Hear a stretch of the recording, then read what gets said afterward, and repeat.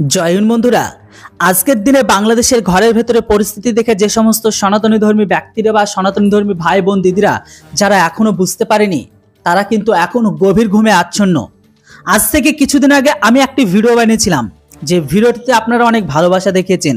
ভিডিওটি থাম্বনেল ছিল ইসলাম হিন্দুদের বড় শত্রু। আর ইসলাম কেন হিন্দুদের বড় শত্রু, আর অবশ্যই আপনি হিন্দু হলে ভিডিওটি দেখা উচিত। সেই ভিডিওটি অনেকে দেখেছেন, অনেকে সমর্থন, অনেকে ভালোবাসা দিয়েছেন। তার মধ্যে কিছু ইসলাম প্রোডাক্ট গ্রহণকারী ব্যক্তি আছে, তারা বলেছিল ইসলাম আর টেরোরিস্ট নাকি একই মুদ্রা, রেপিট আর রেপিট নয়। মানে তাদের বক্তব্য এটাই ছিল যে ইসলাম কখনো নাকি জঙ্গি বা জিহাদ তৈরি করে না। তো আজকে এরই ওপর কথা বলবো। তার আগে আপনাদের কাছে ছোট্ট রিকোয়েস্ট যে প্লিজ আজকের এই ভিডিওটিকে আপনারা ঠিক ততটা ভালোবাসা দেবেন, কেননা বাস্তবটা যে আমি আপনাদের সামনে তুলে ধরতে চলেছি। কেননা আমরা চাই না 1971 সালে যখন দেশ ভাগ করে, যখন আমরা পূর্ব পাকিস্তান থেকে পাকিস্তানকে ভেঙে বাংলাদেশ তৈরি করেছিলাম, তারপরে সেই মানুষগুলো, সেখানকার সনাতনী ধর্মী ব্যক্তিগুলো যখন ভারতে পালিয়ে এসেছিল, তখন কিন্তু কেন পালিয়ে এসেছিল সেটা আপনারা জানেন। যাই হোক, সেই পুরনো স্টোরি আপনারা সকলে কম বেশি জানেন। কিন্তু আজকে আমি একটা কথা এখন এই কারণে বলতে চাইছি যে আপনি হিন্দু হলে এখন থেকে জাগ্রত হন। আর আপনাদের আমাদের শত্রুকে সেটা আপনাদের অবশ্যই বোঝা উচিত। চলুন আসি এবার মেন মুদ্দাতে। কেউ বা কারা একজন বলেছিল ইসলাম প্রোডাক্ট গ্রহণকারী জঙ্গিদের নাকি কোনো ধর্ম নেই। চলুন আসি এবার মেন ব্যাপারে। এখানে মজার ব্যাপারটা হলো এটাই যে ওদের নামের আগে এমনকি পিছে ইসলাম আর মুসলিম জুড়ে দিলে নাকি বড়ই কার্যকর হয়। একদিকে ধর্মের নাম, অন্যদিকে বোমা ফাটানোর উৎসব। এবার আপনি নিজেই ভাবুন, এটা কি ধোঁকা নয়? ইসলাম নিজেই চিৎকার করে বলছে আমার সাথে এদের কোনো সম্পর্ক নেই, আর ওইদিকে ওই সমস্ত ইসলাম প্রোডাক্ট গ্রহণকারী শান্তিরা বা জঙ্গিরা বলছে ইসলাম আমাদের পথ দেখিয়েছে। এটা ঠিক যেন একটা মজার প্যারেড। ধরুন একদিন জঙ্গিদের গোপন মিটিং চলছে, সেখানে সভাপতি বললেন, ভাই সব, আমার আজ ধর্মীয় দৃষ্টিকোণ থেকে আমাদের সন্ত্রাসের কার্যক্রম শুরু করব। পাশ থেকে এক নবাগত বলল, কিন্তু স্যার, ইসলামের পণ্ডিতেরা তো বলেন যে ইসলামের সাথে সন্ত্রাসের কোনো সম্পর্ক নেই। সভাপতি খানিকটা থেমে বললে, ধুর, এইসব পণ্ডিতের কথা শুনে কাজ করলে বোমার বাজার উঠবে আর ডুববে। 72 হুরের প্ল্যান ফলো কর, বুঝলি? আর যারা এসব লিখছে তারাও আমাদের খাতিরে লিখছে। জঙ্গিদের কথা মতোই কিছু বুদ্ধিজীবী আছেন যারা বলেন ইসলাম তো শান্তির ধর্ম, সন্ত্রাসবাদ তো একেবারে সম্পর্কহীন। ঠিক যেমন কেউ বলবে পশ্চিমবঙ্গে আজকের দিনে কোনো দুর্নীতি নেই, তৃণমূলের নেতারা সবাই সাধু। দুটোই শুনতে কিন্তু মিষ্টি, কিন্তু বাস্তবটা কতটা সত্যি সেটা আপনারাও জানেন। এবার আসি কাফের প্রসঙ্গে। কাফের প্রসঙ্গে কোরআন বলেটা কি? তো স্রেফ এমন কিছু অদ্ভুত উদাহরণ টেনে এরা বলে যে কাফেরদের ধ্বংস করতে হবে, অথচ কাফেরদের সংজ্ঞা দিতেই তারা ব্যস্ত। যে আমাদের মতো চিন্তা করে না সে হচ্ছে কাফের, যারা আমাদের ধর্মকে মান্য করে না তারা হচ্ছে কাফের, যারা আমাদেরকে সমস্ত জায়গায় প্রায়োরিটি বা আমাদের ধর্মকে বিস্তার করতে দেয় না তারাই কাফের। ঘুরে পেঁচে ব্যাপারটা বুঝতে পাচ্ছেন? এক কথায় এদের ধর্মকে যারা মানে না বা এদের ধর্ম থেকে যারা দূরে আসতে চায়, এদের কথায় তারাই কাফের। মানে আপনি অন্য ধর্মাবলম্বী বাদ দিন, ইসলামিক ব্যক্তি হয়ে যদি কোনো ইসলামিক ব্যক্তি ধর্মকে না মানে, সেই হচ্ছে তাদের ধর্মে কাফের। এবার আশা করি ব্যাপারটা বুঝে গেছেন যে কি সুন্দর, তাই না? তবে এটা আপনাদের জন্য একটা সুখবর যে কুরআন শান্তি এমনকি সহনশীলতার কথা বলে। পুরো পৃথিবীতে কিভাবে শান্তি ছড়িয়ে দিচ্ছে দেখতে পাচ্ছেন তো আপনারা। আর আজকের দিনের জলজান্ত উদাহরণ কিন্তু পূর্ব পাকিস্তান মানে বাংলাদেশ, যে দেশের ঘরের ভেতর থেকে এই সমস্ত আপডেটগুলোকে বর্তমান সময়ে ইসলাম প্রোডাক্ট গ্রহণকারী ইউনূসের সরকার পাবলিশই করতে দিচ্ছে না। যদিও বা কেউ পাবলিশ করছে ফেসবুকে, তাকেও ধরে নিয়ে যাচ্ছে। তবে একটা জিনিস মজার, জঙ্গিরা নিজেদের স্বপ্ন নিয়ে দারুণ আশাবাদী। একজনকে জিজ্ঞাসা করা হলো যে ভাই তোমার লক্ষ্য কি? সে বলে মরে বেহস্তে যাওয়া আর 72 হুর পেয়ে জীবনকে সার্থক করা। পাশের আরেকজন লোক এই কথা শুনে হেসে বলল, ভাই ওটা ভুল ব্যাখ্যা, 72 হুরের গল্প তোমার হুজুর বানিয়েছে। জঙ্গি হতাশ হয়ে ভাবে, তাহলে এতদিন যা করলাম সেটা তো সবই ধোঁকা। তবে এখন যারা ISIS, লেট বা আল কায়দার মতো গোষ্ঠী চালায়, তারা কিভাবে কাজ করে? এরা গরিব আর অশিক্ষিত লোকজনকে টার্গেট করে। বিশেষ করে যে সমস্ত বাচ্চাগুলো ছোট থেকেই ইসলামিক মাদ্রাসায় শিক্ষিত, তাদেরকে ব্রেন বা মগজ ধোলাই করাটা সব থেকে সহজ। তোমাদের সন্ত্রাসমূলক কাজ ধর্মীয় কর্তব্য, আর ইসলাম, সেই ব্যক্তিটি যখন চুপচাপ দূরে দাঁড়িয়ে এসব দেখছে আর মাথা নেড়ে বলছে, আমাকে একবার পড়ে দেখলেই তো বুঝতে পারতেন। আপনাদেরকে অনুরোধ করছি পড়ে দেখার। সবশেষে একটু ভালো করে শোনার অনুরোধ রইল। সন্ত্রাসবাদের ধর্ম হয় না, জঙ্গিদের কোনো ধর্ম হয় না, কিন্তু নাম ব্যবহার করা বড়ই সুবিধাজনক। আপনাদের বুদ্ধি আছে, আশা করি এবার থেকে আপনাদের আর কোনো ভুল হবে না, কেননা প্রতিটি জঙ্গির সঙ্গে ইসলাম যুক্ত। কোনো কিন্তু বৌদ্ধ, খ্রিস্টান, হিন্দু, জৈন, শিখ, পার্সি এরা কিন্তু টেররিস্ট হয় না, আর এদের সাথে কিন্তু কখনো ইসলাম থাকে না। যতগুলো ইসলামিক ব্যক্তি তাদের সাথে কিন্তু ইসলাম যুক্ত, যতগুলো জঙ্গি তাদের সাথে কিন্তু ইসলাম যুক্ত। আবার এই ইসলাম ধর্মীরা দাবি করে ইসলাম নাকি সন্ত্রাসবাদ তৈরি করে না। বাকিটা বাংলাদেশ দেখে আপনাদের কাছে জল আর দুধ পরিষ্কার। আশা করি এর বেশি আপনাদের বোঝানোর কোনো প্রয়োজন নেই। এবার আপনাদের মতামত অবশ্যই কমেন্ট বক্সে লিখে জানান। Thanks for watching. জয় হিন্দ, বন্দে মাতরম। আজকের দিনে গোটা বিশ্বের সব থেকে বড় প্রবলেমটা কি জানেন? সেটা হচ্ছে ইসলাম। ইসলাম কোনো ধর্ম নয়, এটা হচ্ছে একটা প্রোডাক্ট। তাই এই সমস্ত প্রোডাক্ট গ্রহণকারী ব্যক্তিরা এটাকে ধর্ম হিসেবে দেখে। ধর্ম কথার মেন উদ্দেশ্য হচ্ছে ধারণ করা। আমরা কি ধারণ করি? আমরা সেটাই ধারণ করি যেটা ধারণ করলে আমাদের জীবন সৌন্দর্য হয়, আমাদের দুঃখ কষ্ট জীবনটাকে কাটিয়ে যেন একটা ভালো দিনের আশায় পেতে পারি, বা আমরা ভালো কিছুকে অর্জন করতে পারি। কিন্তু ইসলামে সেই সমস্ত কোনো কিছু নেই।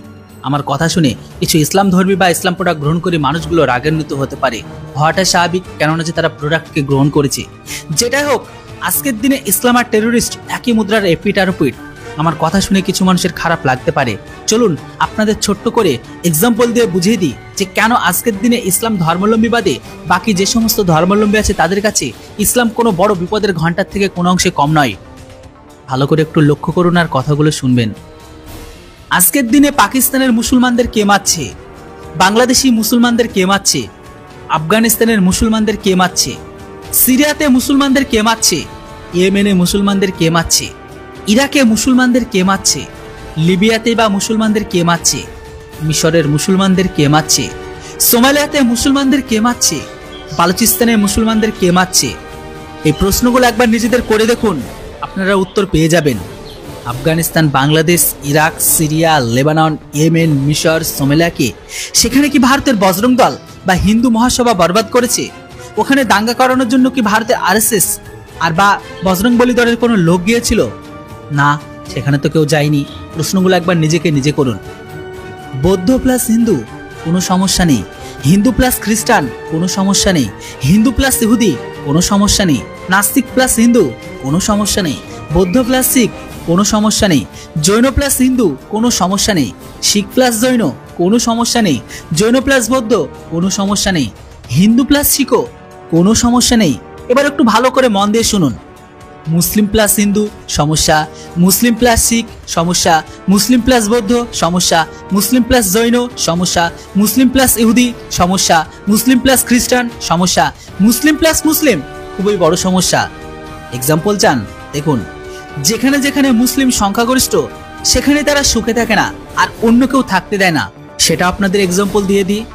মুসলিম আজকের দিনে সুখে নেই গাজাতে, মুসলিম সুখে নেই মিশরে, মুসলিম সুখে নেই লিবিয়াতে, মুসলিম সুখে নেই মরক্কোতে, মুসলিম সুখে নেই ইরানে, মুসলিম সুখে নেই ইরাকে, মুসলিম সুখে নেই ইয়েমেনে, মুসলিম সুখে নেই আফগানিস্তানে, মুসলিম সুখে নেই পাকিস্তানে, মুসলিম সুখে নেই সিরিয়াতে, মুসলিম সুখে নেই লেবাননে, মুসলিম সুখে নেই নাইজেরিয়াতে, মুসলিম সুখে নেই কেনিয়াতে, মুসলিম সুখে নেই সুদানে, মুসলিম সুখে নেই বাংলাদেশে। মুসলিম সেখানে সুখে আছে যেখানে তারা সংখ্যায় কম আছে। কিছু বুঝতে পারছেন? এবার আপনাদের এটাও তো বলে দিই না, মুসলিম সুখে আছে কোথায়? তো আজকের দিনে মুসলিমগুলো সুখে আছে অস্ট্রেলিয়াতে, মুসলিম সুখে আছে ইংল্যান্ডে, মুসলিম সুখে আছে বেলজিয়ামে, মুসলিম সুখে আছে ফ্রান্সে, মুসলিম সুখে আছে ইতালিতে, মুসলিম সুখে আছে জার্মানিতে, মুসলিম সুখে আছে সুইডেনে, মুসলিম সুখে আছে আমেরিকাতে, মুসলিম সুখে আছে কানাডাতে, মুসলিম সুখে আছে নরওয়েতে, মুসলিম সুখে আছে ভারতে, মুসলিম সুখে আছে নেপালে, মুসলিম সেই সমস্ত দেশে সুখে আছে যেগুলো আজকের দিনে ইসলামিক দেশই নয়।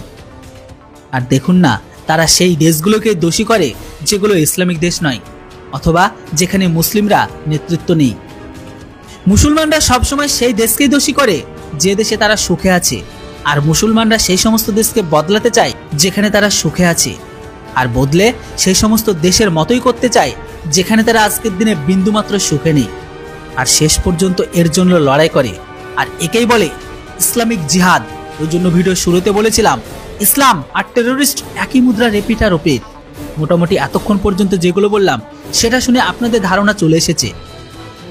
এবার আপনাদের আজকের দিনে ইসলাম পড়া গ্রহণকারীদের কিছু শান্তি সংগঠনের নাম বলবো, যে সংগঠনগুলোর নাম শুনলে বুঝতে পারবেন এরা গোটা বিশ্বে কি করছে, আর এরা কোন বাণী বা কোন ধর্মকে প্রচার করছে, বা পৃথিবীতে কোন শান্তির বিরাজকে নিয়ে আসতে চলেছে। চলুন, আর এর দ্বারা তারা দুনিয়াকে কি বদলাতে চায় সেটাও তো আপনাদের জানা দরকার না। আইসিস এটা একটা টেররিস্ট সংগঠন, আল কায়দা এটাও একটা টেররিস্ট সংগঠন, তালিবান এটাও একটা টেররিস্ট সংগঠন, হামাস এটাও একটা টেররিস্ট সংগঠন, হিজবুল মুজাহিদ্দিন এটাও একটা টেররিস্ট সংগঠন, বোকো হারাম এটাও একটা টেররিস্ট সংগঠন, আল নুসরা এটাও একটা টেররিস্ট সংগঠন, আবু সায়াফ এটাও একটা টেররিস্ট সংগঠন, আল বদর এটাও কিন্তু একটা টেররিস্ট সংগঠন, মুসলিম ব্রাদারহুড এটাও কিন্তু একটা টেররিস্ট সংগঠন, লস্করি তৈবা এটাও কিন্তু একটা টেররিস্ট সংগঠন, প্যালেস্টাইন লিবারেশন ফ্রন্ট এটাও কিন্তু একটা টেররিস্ট সংগঠন, হেজবুল্লাহ সেম, জামাতি ইসলাম এটাও কিন্তু একটা টেররিস্ট সংগঠন, আব্দুল্লাহ আজম ব্রিগেড এটাও কিন্তু একটা টেররিস্ট সংগঠন। আরো অনেক ইসলামিক জিহাদি সংগঠন আছে, সব বললে ভিডিও অনেক লম্বা হয়ে যাবে। এখন এতটুকু তো আপনি অবশ্যই বুঝতে পেরেছেন যে সন্ত্রাসবাদীর বা টেররিস্ট বা শান্তির ছেলেদের ধর্মটা কি। ইসলাম আসলে শান্তির ধর্ম, না শান্তি বহনকারী ধর্ম, না অশান্তির ধর্ম? এবার বাকিটা অবশ্যই আপনাদের মতামত কমেন্ট বক্সে লিখে দেন, কেননা বাকি যে বোঝার সে ঠিকই বুঝে গেছে। এর জলজান্ত উদাহরণ আমাদের পূর্ব পাকিস্তানকে দেখে নিন, তাহলে মোটামুটি আপনাদের কাছে সবকিছু ক্লিয়ার। এরপরেও কি বলবেন যে সমস্ত মানুষগুলোর সাথে সুখে থাকা যায়? ওই জন্য একটি গ্রামে 100 ঘর হিন্দু পরিবারের মাঝে যদি এক ঘর ইসলামিক প্রোডাক্ট গ্রহণকারী পরিবার থাকে, সে কিন্তু সেফ ফিল করে বা সেপারেট থাকে।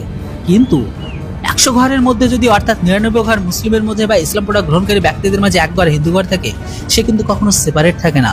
হয় তাকে তার উপর অত্যাচার করা হয়, নয়তো তাদের প্রোডাক্ট গ্রহণ করার জন্য প্রেশার দেওয়া হয়, নয়তো নানান রকমভাবে মানসিক অত্যাচার থেকে শুরু করে সমস্ত রকম অত্যাচার, ভয়, হিংসা সমস্ত কিছু দেখানো হয়। এর জলজান্ত উদাহরণ অনেক আছে। যেটা হোক বন্ধুরা, এবার আপনারা বলুন আসলে কি ইসলাম শান্তির ধর্ম? কমেন্ট বক্সে আপনাদের মতামত লিখে জানাতে ভুলবেন না। Thanks for watching.